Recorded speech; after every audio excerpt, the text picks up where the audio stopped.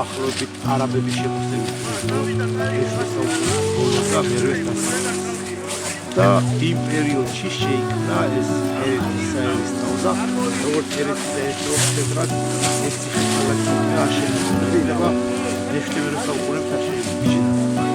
ეს თვითონ არჩივი ნეტი აი მოკლეს არაბული წამებული და ასე შესაძლებელი არის თიანეთის რაიონში იქ მონასტერია ნადოგრა და იქ არის მის სახელმწიფო აკრობის ასე ვთქვათ აშენებას.